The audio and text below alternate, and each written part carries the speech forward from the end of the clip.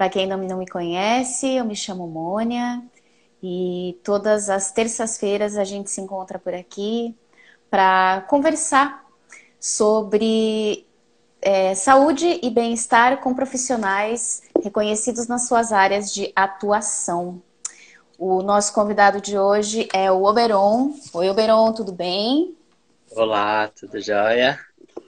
O Oberon é formado em Educação Física, pós-graduado em Nutrição Humana e Saúde e especializado em Yoga.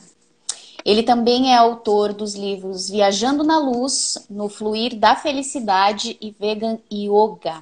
Ele tem trabalhado desde 2003, também com palestras e workshops ao redor do mundo. Seja bem-vindo, Oberon. Prazer ter você aqui com a gente. Prazer é todo meu. Agradecido pelo convite. Uma honra estar aqui. Oberon, a gente normalmente inicia as nossas conversas com o profissional contando um pouquinho sobre o seu caminho, como foi essa caminhada dentro da saúde e do bem-estar, como ele se coloca no mercado de trabalho ao redor desse percurso de carreira, né? A gente acabei de te apresentar ao pessoal que você iniciou a tua formação como educador físico, mas queria que você contasse para a gente como foi o teu caminho até chegar nesse trabalho que você realiza hoje em dia. Tá legal. Então, em linhas gerais, eu basicamente nasci em uma família de pessoas que trabalhavam com autoconhecimento. Então, os meus pais já eram praticantes de yoga. Eu então tive uma infância, uma juventude com isso muito naturalizado, até o momento que eu senti a necessidade de me profissionalizar para estar passando isso adiante. Então, basicamente, me formei em educação física para dar um respaldo à minha prática de yoga, né? Ao ministrar yoga, eu ter uma bagagem acadêmica para isso. Acabou sendo ótimo, assim, abriu bastante os horizontes a nível fisiológico, anatômico. E aí, com isso, eu comecei a dar aulas de yoga. Participei de uma iniciação de 21 dias de jejum. E isso acabou despertando bastante a curiosidade nas pessoas a respeito do meu trabalho. Eu comecei a ser convidado para dar palestras e aí acabou desbordando o Brasil e foi para mais 45 países por aí.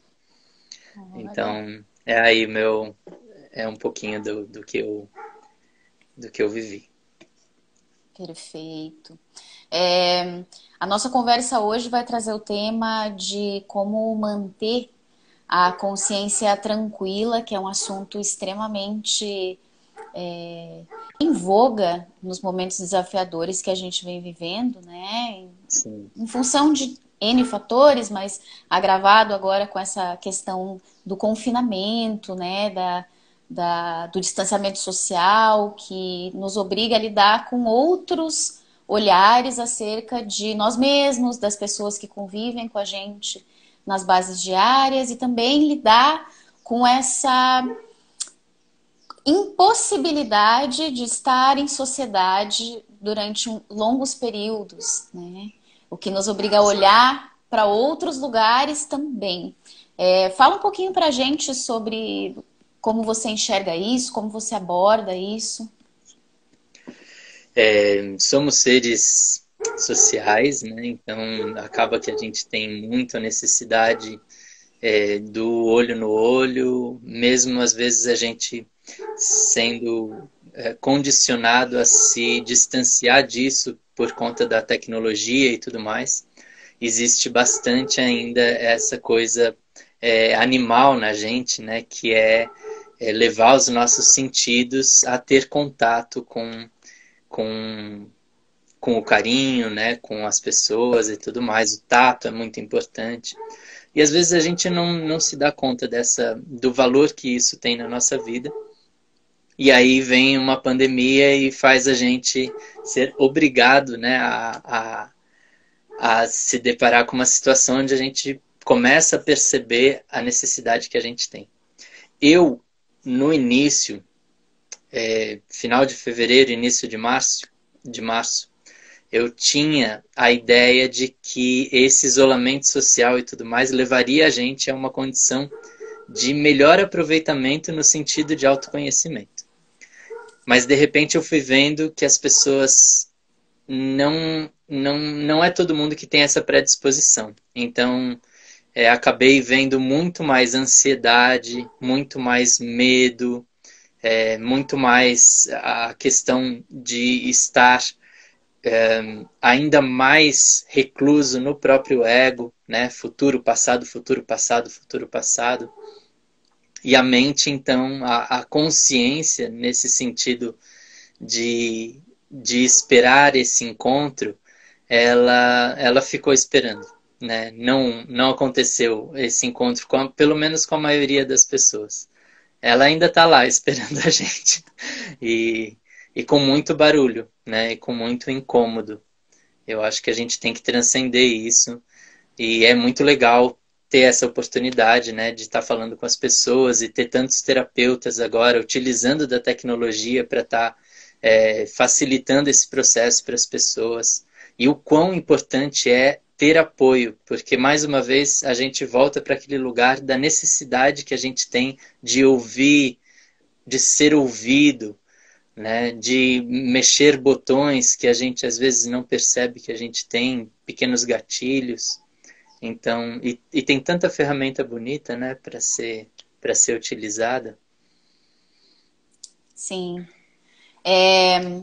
Aproveitando que você falou dessa questão da tecnologia, uma das perguntas que eu recebi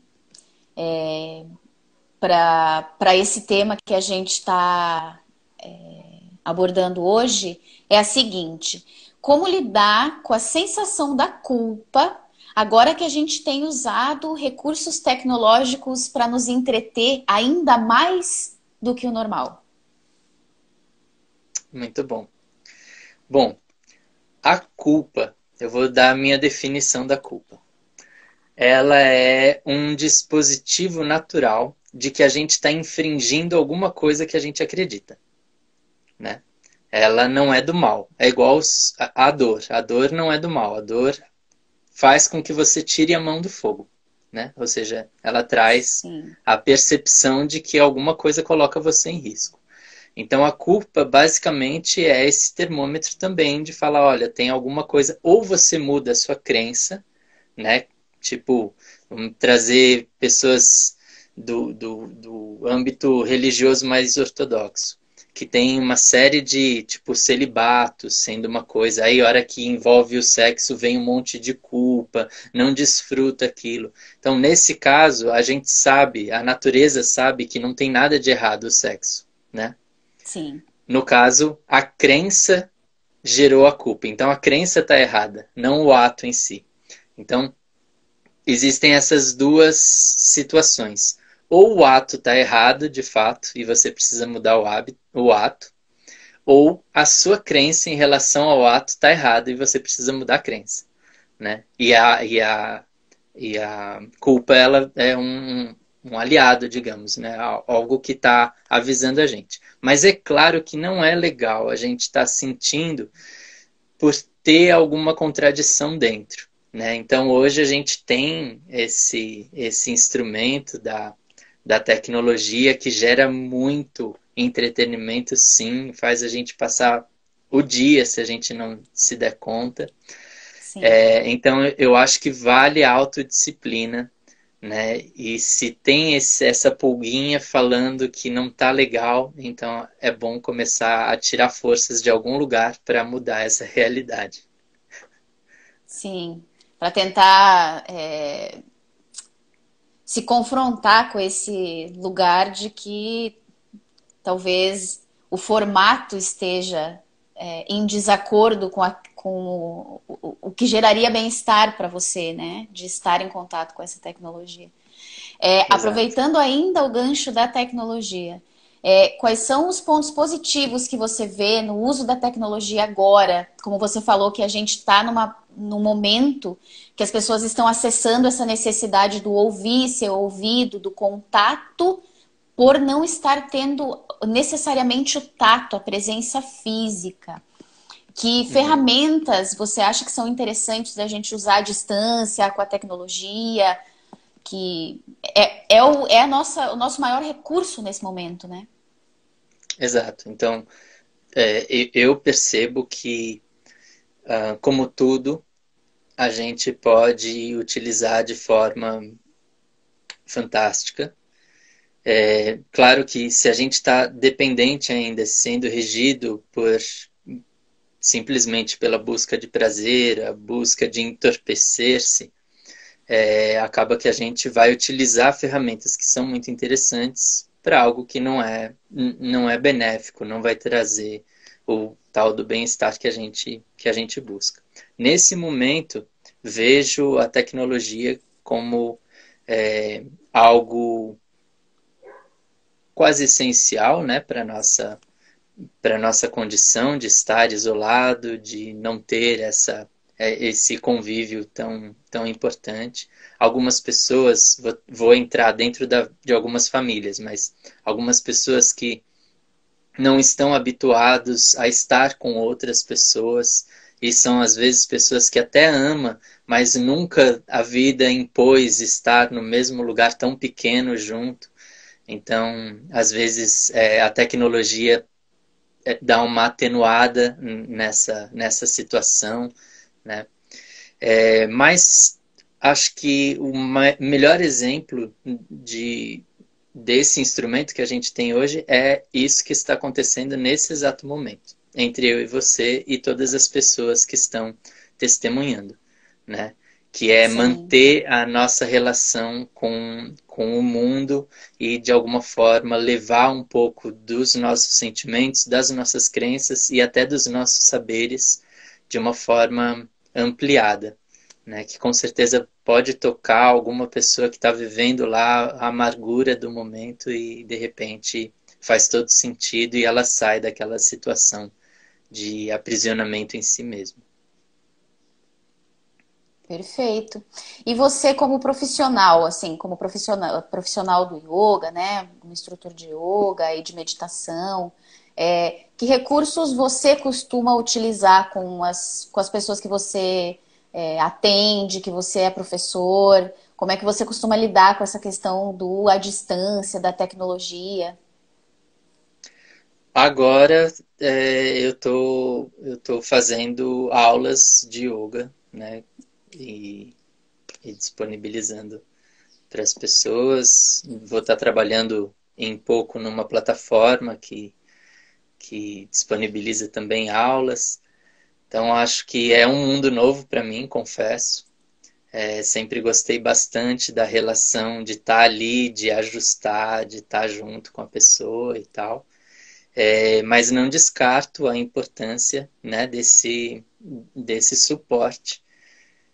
Claro que eu acredito que exige mais responsabilidade, mais cuidado dos profissionais, dos terapeutas, né? Uma vez que não está vendo o que o outro do outro lado está fazendo, sentindo, pensando. Então, realmente, acho que é uma nova guinada no reinventar da nossa expressão enquanto alguém que é terapeuta e que está ajudando o outro. Então vejo que é uma grande responsabilidade, sendo utilizada uma grande ferramenta também. Sim. O yoga ele tem uma similaridade com a questão da massagem, que é a importância de você estar perto, né, estar guiando e uma coisa muito do contato físico, assim. E eu vejo que está sendo uma transposição desse cuidado de estar mais presente, talvez em si mesmo, para poder estar presente para o outro em função da ausência física, né? Você tem que estar muito mais conectado com o outro, muito mais presente na necessidade, na disponibilidade que a pessoa tem, como ela assimila, como ela consegue dar uma devolutiva para você. Eu acho que vem sendo desafiador para os profissionais da linha corporal, assim, vem sendo realmente uma mudança de paradigmas, né? Porque já haviam muitos profissionais que trabalhavam à distância, mas agora a gente vem vivendo uma necessidade de se colocar, porque a gente precisa dar esse suporte. A gente, como você disse no início da nossa conversa, agora há uma necessidade real de estar presente e dar suporte. A gente precisa estar para os outros, né? Sim, sim. É interessante que aulas de yoga virtuais, você entra no YouTube e você encontra um monte, né? E as pessoas ainda preferem a aula presencial. Então, não é porque existe virtual que as pessoas vão abandonar o presencial. Ou seja, a coisa do tato é muito presente mesmo. Então, é diferente eu gravar um vídeo e disponibilizar do que eu estar ao vivo comunicando com as pessoas. É um intermediário entre o virtual ali atemporal que está gravado e o estar presente. É esse meio termo, né, que a gente precisa trabalhar com as pessoas. Acredito que isso que você passou da pessoa, do receptor, estar mais presente também, né, de estar assimilando, se interiorizando, acho que faz parte de uma nova leitura do que é a prática corporal também, né? Que antes a gente estava ali para falar, olha, fica presente, né? Esteja aqui, esteja atento no seu corpo, na sua respiração e Sim. tudo mais. E hoje, para a pessoa pescar o que você está tentando transmitir, é quase que obrigatório ela entrar nesse lugar, né? Senão ela vai estar se entretendo com alguma coisa que está distante dela. Então, eu acho que é também esse upgrade na relação de quem recebe a, a instrução e tudo mais. É diferente, né, de eu oferecer uma prática meditativa, onde a pessoa fecha os olhos e segue a guiança, né, como é na prática presencial, que, de novo, ela não vai ter o tato, ela vai estar só ali com o sentido da audição, de eu estar oferecendo uma prática com asanas, com posturas, né? E aí envolve outros sentidos na história. É uma descoberta. Tá sendo bem interessante. E acho Com que é isso, é uma certeza. necessidade. É uma necessidade. A gente teve uma live onde surgiu a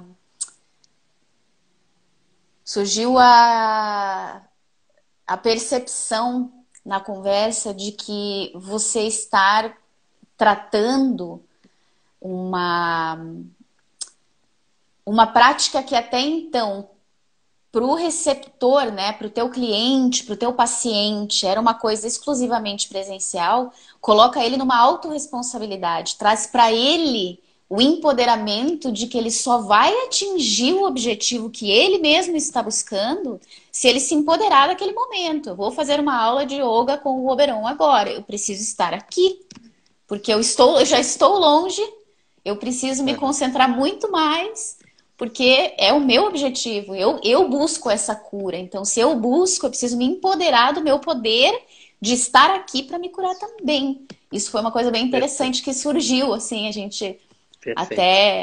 até percebeu assim que é novo para muitos terapeutas também, não só para os clientes. Também é novo aquela presença total do cliente ali. É, é mesmo, é mesmo. Eu tenho sentido bastante isso.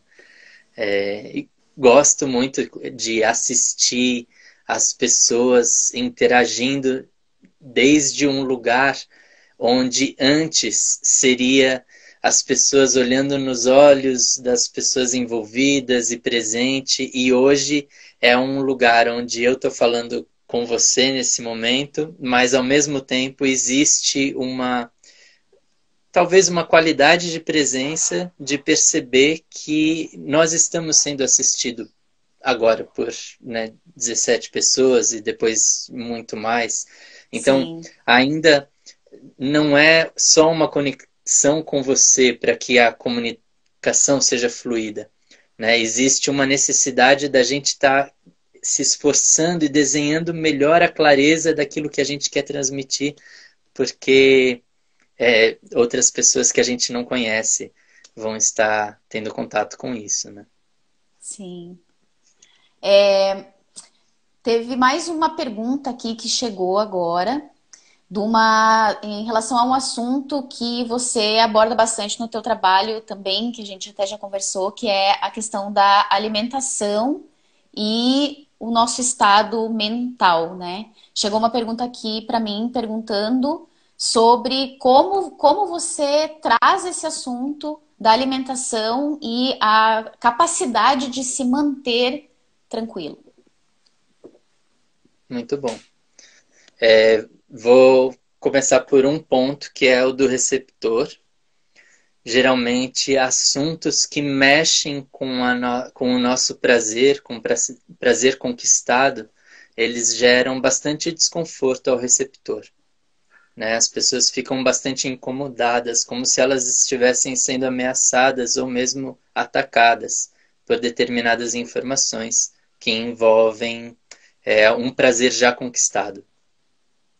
E aí, então, sabendo disso, eu entendo que a melhor forma é levar a pessoa para uma consciência, para um estado de consciência que seja tranquilo, onde exista a capacidade de recepcionar aquilo com uma certa indiferença, ou seja, não está me afetando, eu estou distante daquilo, e ao mesmo tempo essa indiferença ela leva a um lugar onde a pessoa abre a possibilidade de algo tocá-la. Então, o que era diferente a pessoa começa a se sentir atacada, ela levanta toda a sua defesa e não permite que nada entre. O estágio meio é o estágio dessa indiferença, ou seja, não vou me armar, não é comigo, tá tudo bem. E às vezes, nesse estado, estar tudo bem, ela permite a vazão para que alguma coisa toque ela. Então, é uma qualidade de consciência da mente mesmo, de você estar brando para recepcionar um assunto que seja polêmico. Então, sabendo dessa reação que a gente tem, eu procuro trabalhar de forma a estar o tempo todo lembrando e me incluindo. Não estou atacando ou apontando o dedo para ninguém. Mas, indo para outra parte da questão, já que o nosso tema aqui é mente, é consciência tranquila, tem uma coisa que a gente fala bastante, popularmente, que é ter a consciência pesada. E ter a consciência pesada é uma consciência que está muito agitada com contradições. Ou seja, meu ímpeto interno, minha vontade interna, meus valores, meus princípios estão sendo colocados em xeque com determinados hábitos que eu carrego, né? Que não são condizentes com aquilo que eu acredito.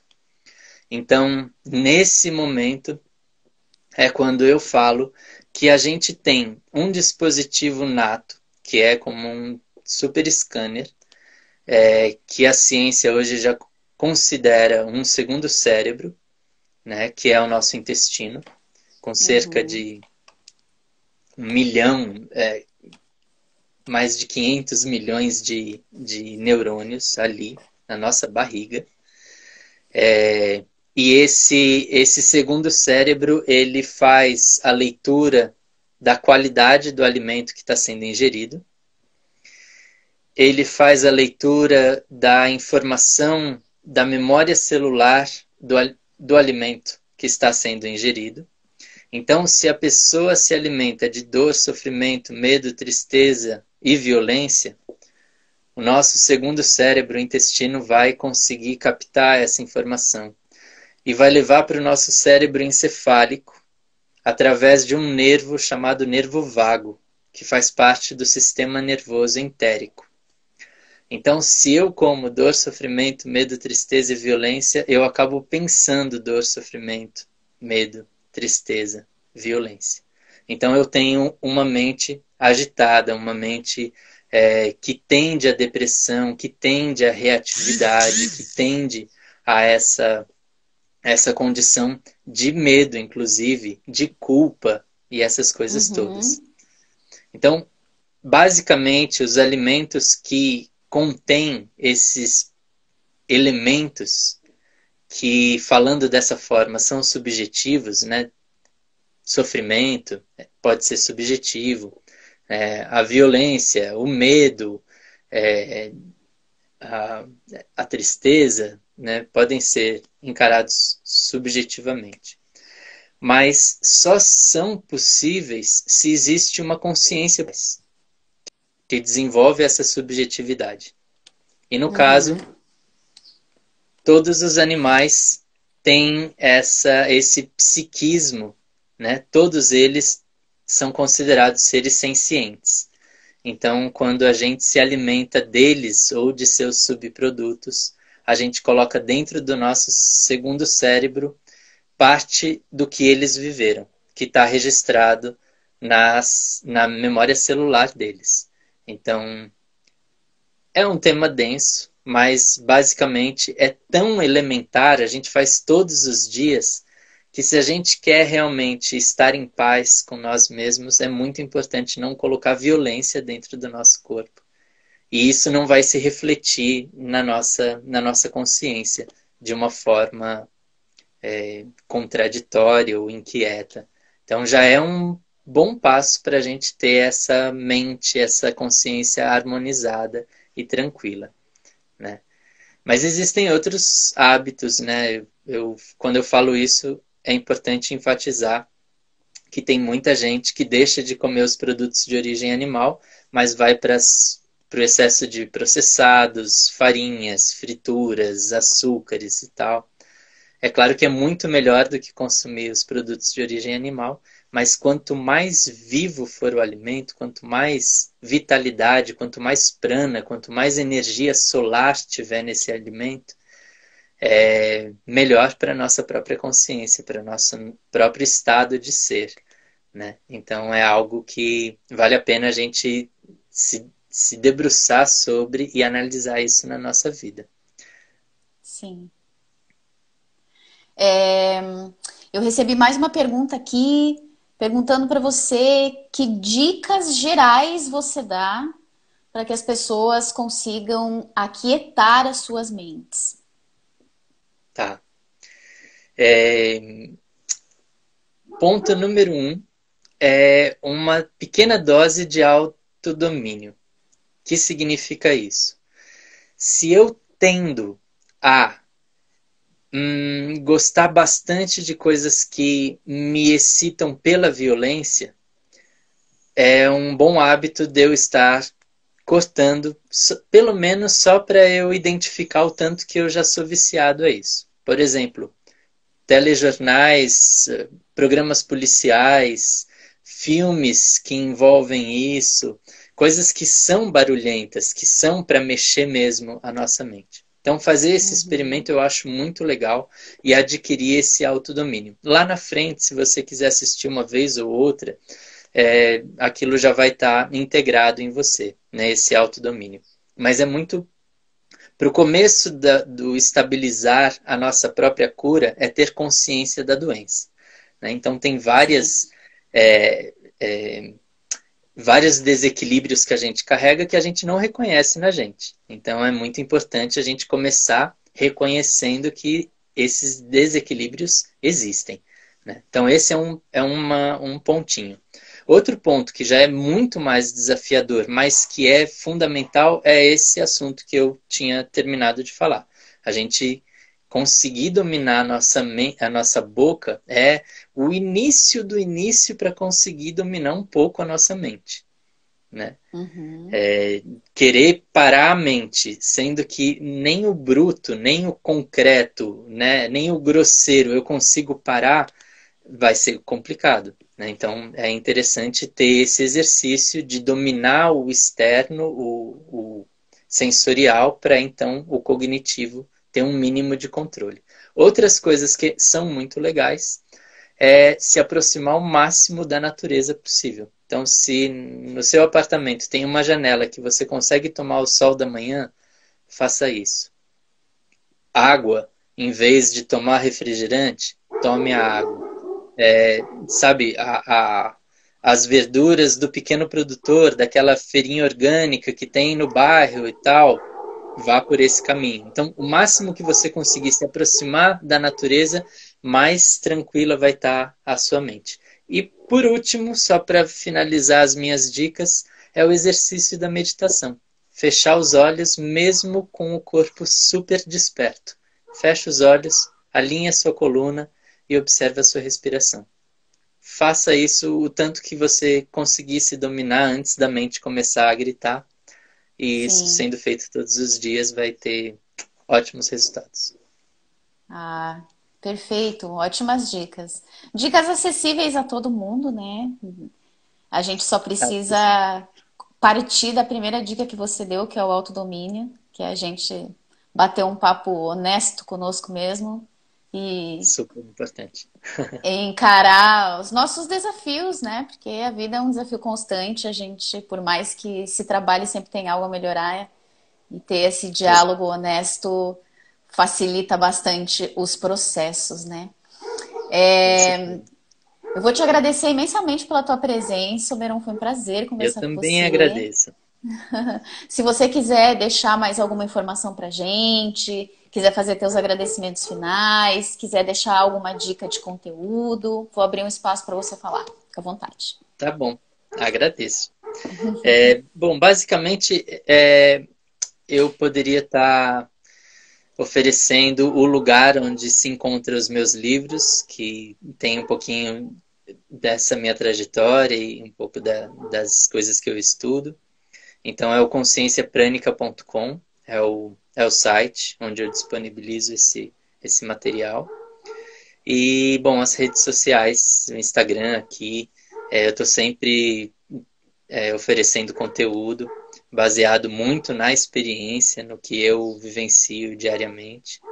E é isso, queria agradecer muito e agradecer também esse processo de apoio que está acontecendo, né? Mesmo que remotamente, dá para sentir que existem pessoas preocupadas e empenhadas em estar levando até dentro da casa das pessoas um carinho, um cuidado, um apoio, um conforto.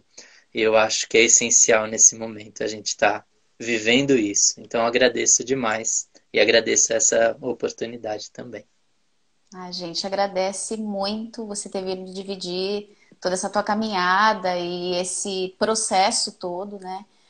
Aqui com a gente, com as pessoas que estão nos assistindo, né? Tem bastante terapeutas que nos acompanham, mas também tem bastante gente interessada em saúde, bem-estar, em se cuidar e se apoderar de poder se cuidar de dentro da sua casa nesse momento delicado que a gente está vivendo. Se você tiver mais interesse em saber acerca do ASPA, para você que é terapeuta, o seu aplicativo se chama ASPA Pro. Se você estiver procurando um terapeuta, o seu aplicativo se chama ASPA. O aplicativo faz a ponte entre o cliente e o terapeuta para que você possa manter ou iniciar um processo de autocuidado de dentro da sua casa nesse momento em que a gente está vivendo um isolamento social. Se vocês tiverem qualquer dica, qualquer sugestão de profissional de assunto, podem mandar para a gente pelo chat, podem mandar também para o info@spa.com.br, podem acessar o nosso site para descobrir um pouco mais sobre como funciona o ASPA, assistir dicas de profissionais, ler um pouco sobre como se colocar nesse mercado virtual. A gente tem várias dicas disponíveis para terapeutas e também para clientes. Também podem seguir a gente nas nossas redes sociais, aqui no Instagram, no canal do YouTube, também no Facebook. Todas as lives ficam disponíveis caso você queira rever alguma das dicas do Oberon, queira rever qual é o nome do livro que ele escreveu para poder ler depois, ou tiver interesse em alguma das lives que já aconteceu, só acessar nossas redes sociais, estão todas disponíveis. Mais uma vez, muito obrigada. Oberon, foi um prazer ter você aqui. Foi um Todo prazer ter meu. todos vocês que estiveram aqui com a gente, assistindo, terapeutas, pessoas que estão interessadas no processo do autocuidado. Todos vocês que estão em casa, se possível, permaneçam em casa, lavem as mãos e se cuidem. Nos vemos na próxima terça-feira. Obrigado, Beron. Gratidão. Até. Até. Tchau, tchau.